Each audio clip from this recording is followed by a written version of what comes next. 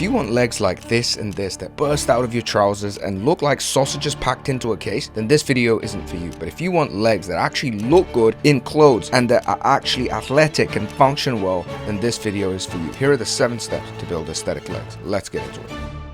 The first thing you got to understand is that legs are no different to other body parts when it comes to building muscle. You got to get stronger. You got to lift compound movements in the gym and challenge your strength. And that's how you get your legs to grow. If you just did, marathon running every day, your legs are not going to be very big. They're going to be fit. They're going to be very functional and they're going to be great. But if you want the looks, if you want it to look great, then you're going to have to combine whatever cardio you do with some kind of strength-based training in the gym where you're getting stronger with compound movements. Why do you want to do compound movements? The legs, the quads, with the back are 2 of the biggest muscle groups in your body. It means you can exert the most amount of strength with your legs. They're muscles that are designed for generating huge power and strength, right? So you got to train them, you got to use them for how they were made. And if you want a ratio, go for an 80-20 split. 80% of your exercises, leg exercises in the gym,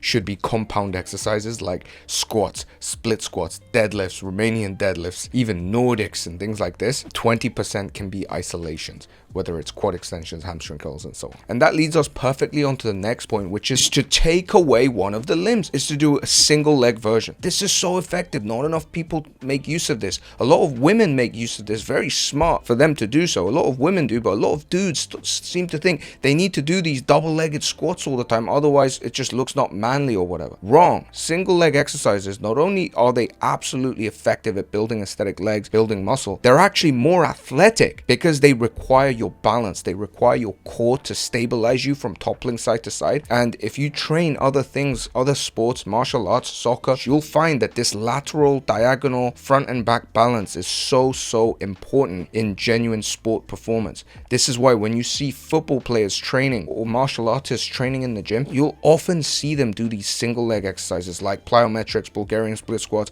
ATG split squats, and things like this. Work in single leg exercises into your routine. My favorite, Bulgarian split squats, ATG split squats, single leg Romanian deadlifts. Those would be my favorite. But remember, a lot of the things that you do double-legged, you can actually make it single leg. A squat can become a pistol squat. How many of you can do an ass to grass pistol squat? Probably not that many. That's a very effective way to train your legs. Quad extensions, leg extensions, hamstring curls, these can be done with one leg. I would say 95% of my leg training is done with single leg compound movements. The next is to actually do some sports and martial arts that require some kind of explosive energy. This could be gymnastics, it could be sprinting. In my case, it's soccer and jiu-jitsu. And actually, a girl, when I was on a date with her, she said, as she looked at my legs, she was like, your legs look like soccer player, like football player legs. And she would be probably right, because I played football, soccer, pretty much my whole life. And she was saying how she can tell that there's a difference between the legs of bodybuilders and the legs of guys that have actually done sports. It's more in like the tendons behind your knees or around your ankles or where your tibialis is. There are certain muscles that look like they are formed from real life scenarios and real life work. It's like, like a construction worker, builder having, or a farmer having big forearms. And just the way his forearms are, even a bodybuilder with big forearms, it just doesn't look the same as a farmer with big forearms. Do you know what I'm talking about? And it's the same with your legs. If you look at, football players' legs, jiu-jitsu players' legs, it will just be slightly different because they'll be functionally dense. So if you want aesthetic legs, I highly recommend not just to do this leg training in the gym, but to combine it with some kind of sport. Even if it's just long distance running, that's going to add that little functional, real life, dense muscle look that we're going for. Next, legs can actually take a little bit more volume than other parts. This has been my experience over the many years that I've been training. Just because they're huge muscles, they're designed to generate explosive power and strength like we talked about, but they're also designed to endure situations longer. If you look at the back, you have to grip and hold on and pull for long periods of time when you're hanging. It's more of an endurance muscle, whereas pushing is generally more explosive, right? Your chest and your triceps. What does that mean? Does that mean do 15 to 20 reps? I mean, you could try this, but I think one thing that people underestimate with leg training is how much much it can burn out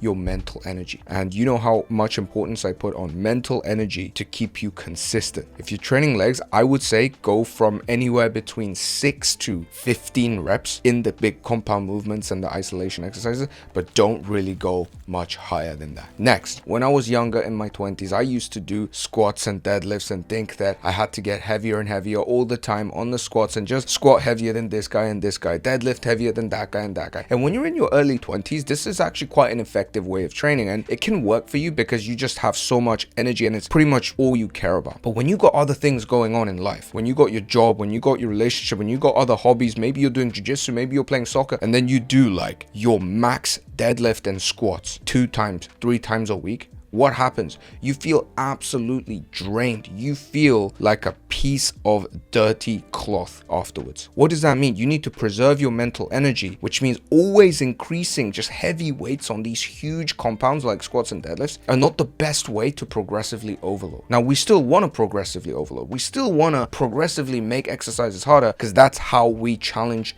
the legs to grow. You need to use other metrics of progression, and one of them is range of motion. Your legs can go through lots of different ranges of motion, but most gym bro based training just focuses on very limited range of motion. When you squat, you just go until parallel. You don't go ass to grass. When you do Romanian deadlift, you just go below the knees, but you don't extend further below to get that full hamstring stretch. When you do back extensions, Nordics, sissy squats, hamstring curls, any leg exercise that you do, ATG split squats, whatever you do, you can always increase the range of motion at which the muscle is moving. And of course, your muscle is going to contract and relax in a longer range, which means it's working more. This is actually a very, very effective way to build muscle in the legs, but also just give that taut look where you don't just look pumped full of water, but the whole leg just looks developed. And I think that comes from training in the full range of motion. Next is increasing the time under tension. This is another variable that we can use to progressively overload and make exercises harder without just gym bro adding plates onto the bar. Time under tension, like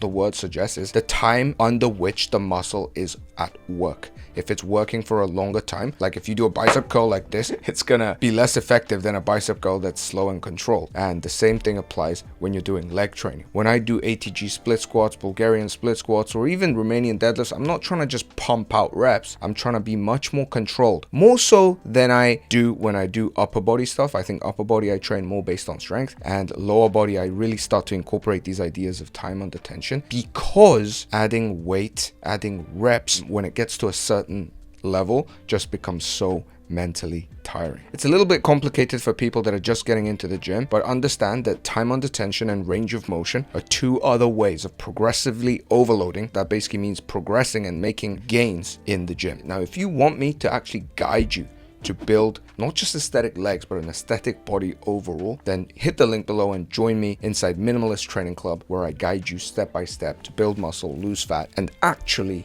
stay consistent. Next, you can do all of the things that I just said. You will still look like this guy, chubby, chunky sausage legs, unless you drop to a certain level of body fat where your legs start to show the muscle. The VMO, that muscle right above your knee where it kind of splits. That action is what actually makes your knees pop. The VMO and then the quad going outside above your knees, and then relatively proportionately developed calves. How do you get that? You need to drop to a lower body fat. And if you want to do that, you're going to have to eat at a caloric deficit while doing all the things that we said. So how do you train the VMOs? You can do exercises with your heels elevated, like VMO front squats where you have your heels elevated. You can do sissy squats. You can do Bulgarian split squats. These kind of single leg exercises where the knees travel above the toes. This is a good way of hitting your VMOs. But ultimately, all of this is only visible when you drop to that low body fat. Now, if you want to learn how to do that, you can check out these other videos where I talk about how to drop fat.